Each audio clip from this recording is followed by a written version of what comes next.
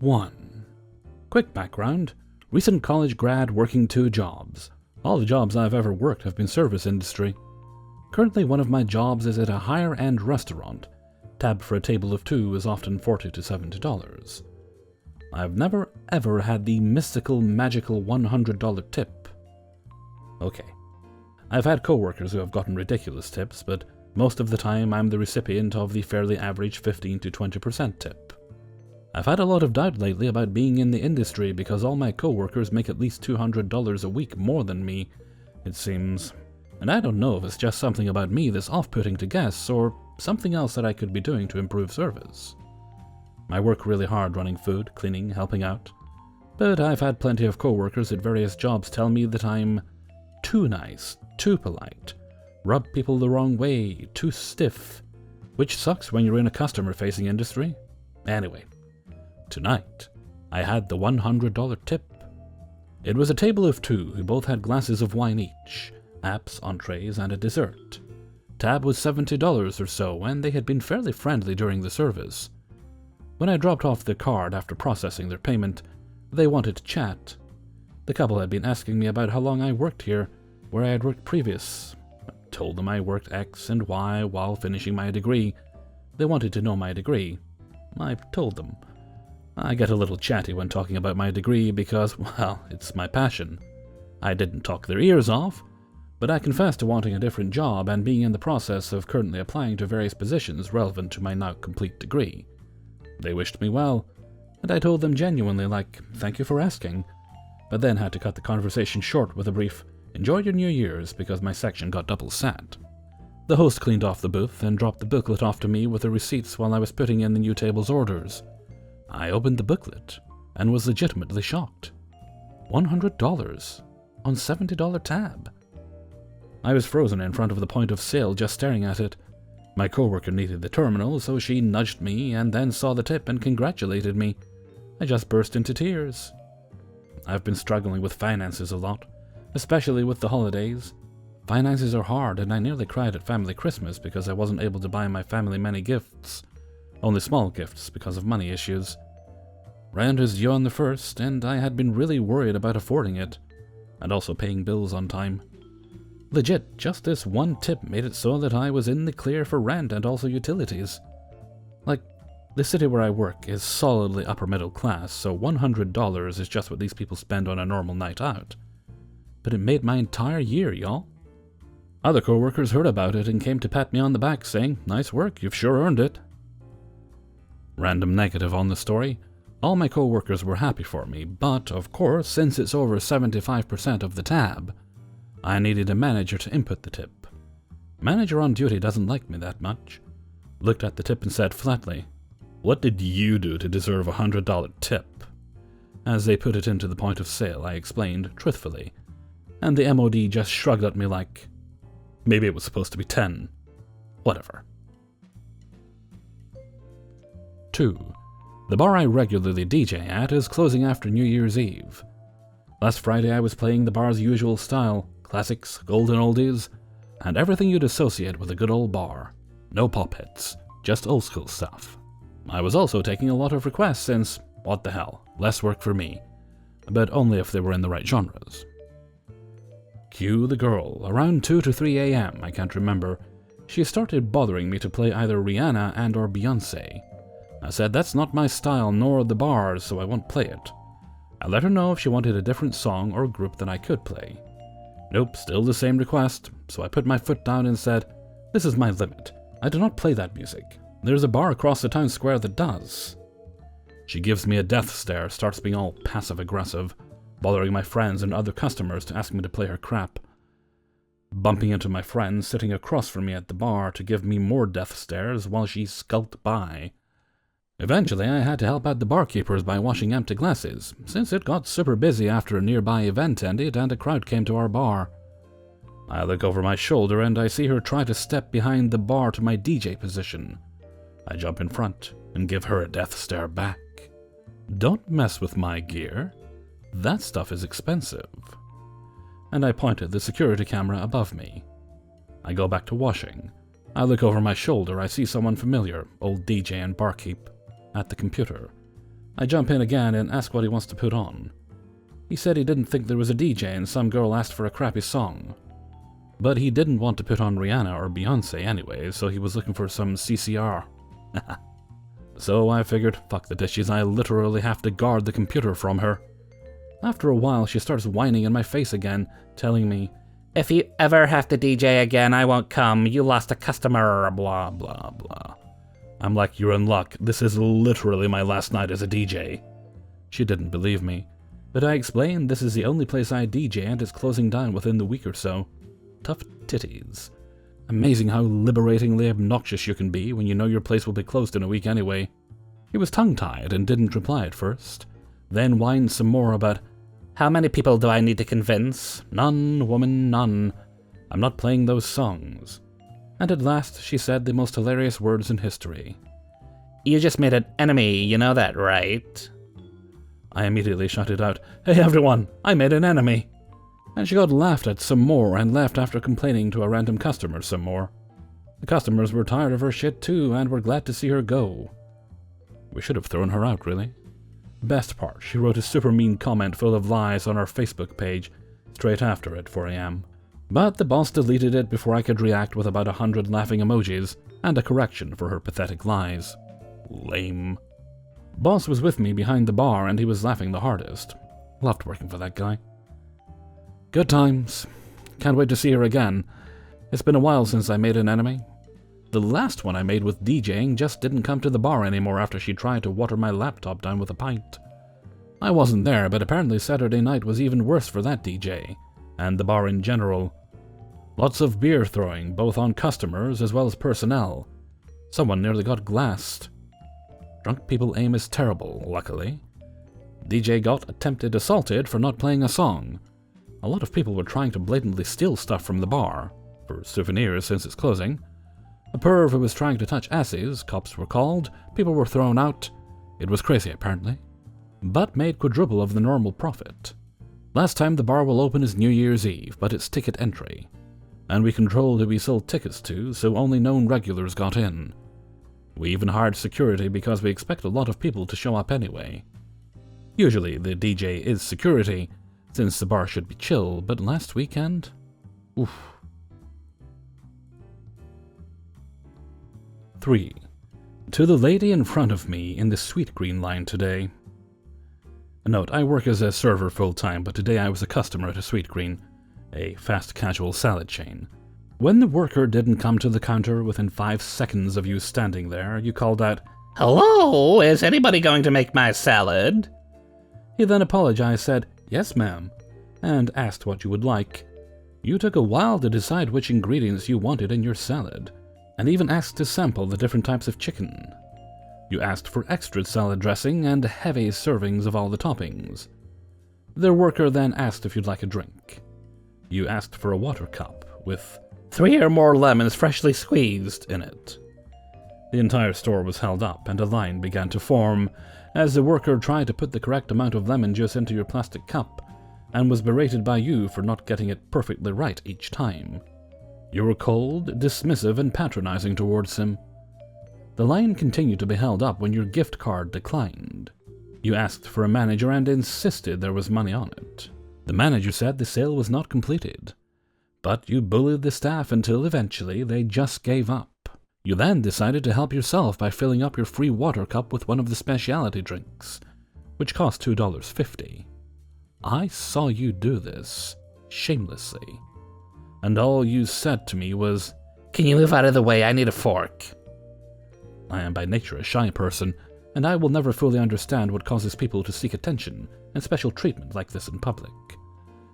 I have dealt with hundreds of customers like you, people who demand extra fresh lemons, send back $20 plates because they don't like the color of the garnish, expect discounts after complaining about a server blinking the wrong way. People who look at you like they want to fuck something up so they can feel justified in their poor attitude. These types of customers actually break my heart. My heart doesn't break for the servers and the cashiers who have to endure their demeaning treatment. We've seen it all, and worse. My heart breaks for the customers. I know I am armchair diagnosing here, but what I often sense from these customers is that they have lacked control and authority their entire lives, and when they finally have a little bit, they wield it like a knife. It's true that wealthy and entitled people are also their own brand of awful customer, but the types of customers I am talking about often strike me as people who are not accustomed to being in a position of power. When they finally get it in a restaurant or retail store, they are cruel, but clumsy with it, demanding special treatment and embarrassing themselves in front of everyone. But they don't care, because they aren't used to having authority. They think they're taking full advantage of it, rather than what they're really doing, abusing it. I do feel legitimately sorry for these people, and I can only imagine what their lives are like outside of the brief glimpse I see at restaurants. Maybe they are wives or girlfriends in unhappy relationships. Maybe they came from poverty or work jobs they can't stand. Maybe this is one of the few times they have had food served to them, rather than the other way around. Sometimes I feel like I'm compromising my dignity by bowing my head and letting guests like that woman walk over me. I have a bachelor's degree and have worked desk jobs, and it can be really hard on my mental health to be treated like some stranger's personal servant. But I push myself to smile through it and see some humanity in them. Psychologically, it doesn't make sense to behave so poorly in front of others. It's a reflection of helplessness, of desperation for power. So while I sometimes find my job degrading, I also think there's a lot of dignity in being able to detach one's initial feelings and instincts, oh my god, fuck this bitch, I am not her personal servant, from his or her words and actions, and to see these customers as someone to pity, not to hate. 4. I work at a popular chain restaurant as a server. I make decent money most of the time, and really enjoy my job and most of the customers. However, as we all know, sometimes there are crazy people. This is my crazy person story. So last week, Friday to be exact, it was an incredibly slow lunch shift, which was whatever. I've had a couple of older ladies, maybe early to mid-50s, come in who were extremely pleasant. They're making jokes and engaging me in conversation, which I'm fine with because I have nothing else to do. If anything, I'm thinking they may give me a better tip since we're getting on so well. They ordered an appetizer to share and maybe 3 beers each. They clearly were not at the point where I would have cut them off, but I wouldn't have allowed more than 1 more each. Eventually, I need to get on with my closing work and half-heartedly keep an eye on them. They'd been there for 2 hours already and were just chilling, nursing their beers. One of these women is apparently a long-time regular, well-liked and confirmed by other long-time servers. I peek at them here and there and notice the bartender is over there talking and laughing a lot with them, which is cool. I'm glad they're having a good time. After maybe a half hour of this, I'm close to done with my work, and the bartender comes up to me and says to add another beer for each of them that they had already ordered and were partway through. Okay then. I add the beers and go to them with their check. It is clear at this point they are very drunk. Like, I would not let them drive like that, slurring their words, etc. How did this happen, you ask? Turns out the bartender had snuck them a round of 3 shots each for free. Not cool. At this point they're getting louder, and their jokes have devolved into vulgar, inappropriate, and lewd. Luckily the place is empty, so only I am subjected to their drunken antics. One of the women grabs money out of her hoodie pocket, pretending she was pulling it out of her fupa, and hands it to me. I can handle this. If she wants to try to make an embarrassing joke, I'll joke back. I grab the money and pretend to sniff it and make a face, which sends them into an uproar of laughter. They make some more jokes pertaining to that little maneuver. I'm just trying to smile my way out of this situation so I can inform my manager I think they need to have a cab called for them. When suddenly, the same woman who paid stopped dead in the middle of her laughter. I'm talking dead silent, smile and crinkle eyes replaced with a narrow, angry scowl. Before I can process this bizarre action, she asks me, "How would you like me to shove those earrings down your throat till you choke?" I had on some long, dangly jingle bell earrings. I am shocked, confused, and frozen, so I say, "Excuse me?" I almost didn't think I heard her right. She didn't respond and held the deadpan glaring expression for a tense 3 solid seconds when the woman she was with laughed awkwardly and said, "Oh, you don't mean that?" and kind of reaches across the table and jiggles her arm to snap her out of it. And just like that, as quickly as she snapped into psycho demon lady mode, she gets this big smile on her face and says, Of course, I'm just joking. And proceeds to reach out and grab my hip right by my ass and squeeze. Hard. At this point, I've had enough and say, "Okay, well, have a good day, ladies." I moved to tell my manager, serving manager, and GM who was there, who did nothing. I didn't even want the damn tip, I just left because my shift was over. It was extra disappointing because I only made 22 that day, as a Friday lunch closer. Apparently, they stayed for another 1.5 hours at least, begging the PM bartender for free drinks and shots, and even got served a couple more rounds. I guess I learned that day where management's priorities lie. With the customer, and not with the safety or security of their staff. So yeah, no juicy revenge or anything like that. I wish I was clever enough to come up with something on the spot, but I just couldn't. Thanks for listening. 5. A little backstory to set the mood. Our restaurant's closing time is listed as 9 p.m., but we take last orders by 8:20 or later, depending on how many customers arrive later, and then stop taking any food-related orders. I honestly wish this was something we could post at the front for customers, like, "We will stop taking orders at 8:20 or something, because I feel there are a lot of customers taken aback when we have to cut them off. But I digress. It's around 7:50, and I'm waiting about 4 other tables. Nothing too crazy. Party of 6, party of 4, party of 3, and a party of 2. In comes 2 men, one about college age or just graduated age, the other his father. I acknowledge them sitting at the table, but I know that the food for my party of 3 has just begun to trickle out, so I greet them and quickly ask for drinks before rushing in to serve the hot food. When I see them, they already look unhappy. I assume it is because they've been waiting for a table for a while, but it's the weekend and we are a pretty busy family restaurant. Naturally, I try to be as bright as possible and try to make up for that situation. Their bad mood is important here. As soon as I'm done, I go to the new table of 2 to drop off their drinks, and they're ready to order.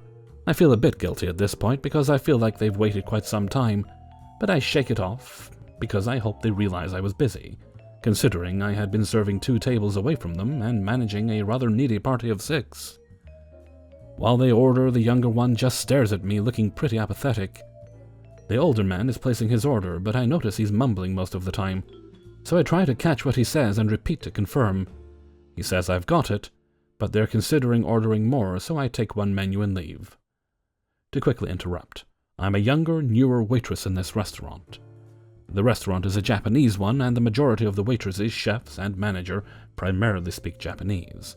Since I was out in the restaurant for an extended period of time, I was unaware that we would be taking a last call at 8:15 this night, until I heard another waitress doing a last call for her table. I should have been more attentive here, knowing it was closing in on last call time, but I can't control the time the manager decides to begin closing. I was flagged down by this table of 2 after they had gotten their food, and they were pretty unhappy. The old man asked me if it was last call, and asked why we listed that closing was 9 p.m., but we wouldn't take orders by then. I tried to explain that we usually do last call around 8:20 to start closing the kitchen. But he just sighed and grabbed the menu. I asked him if there was anything else he was planning to order, and the conversation went something like this. "Would you like to order anything else tonight?" Give me a minute. I'm just so shocked that you guys are last calling when we just came in. I need time to look at this menu. Okay, I apologize for how abrupt this is. There is no rush. He ordered 2 appetizers off the menu, and that was that. Honestly, I do take some blame for this. I was unaware of the time, so I was unable to ask earlier if they were planning to order more. And I did get to their table late as a result of prioritizing other tables. However, I noted their bad moods coming into the restaurant, and I can't help but say these bad moods carried on to their reactions towards me. I am simply a part-time high school waitress at this restaurant. It's Saturday night, and I could be doing so much with friends, but I'm in a busy restaurant that I'm new to. I can't control how the manager decides to close at what time, and I certainly can't control how busy the restaurant will be. I'm planning to try and propose a sign or something that'll pre-warn later customers of their limited time, but otherwise, I would hope that a negative attitude from something out of my control wouldn't affect attitude towards me as a very tired waitress. Hey everybody, Hellfreezer here, and thank you very much for listening to Spinning Plates number 78. And thank you very much to everybody who allowed me to use their stories in this video. We'll hit 100 soon, 22 episodes away. I should probably do something for it. I might do 10 stories instead of the usual 5. Good work. It's part of the reason why I stopped actually putting the number of the stories in the title. I think it works much better that way. Okay, Spinning Plates, so that means it is Saturday. Well, I'm actually recording this on Friday, but it's Saturday, you guys will get this. So that means streaming possibly, maybe, hopefully, later tonight. Not sure what we'll be doing. I did want to attempt a run-through of the Doctor Who VR game, because I just want to see how quick it takes to get through, because it's not a long game. What little there is of it's mostly fun, especially the bit you get to be a Dalek. That was actually quite fun. But I'll have to see if I can turn the music down while still keeping the dialogue, because I can't see an option in for that right away. I have to say the menu, not very well designed in that game. But you can, yeah.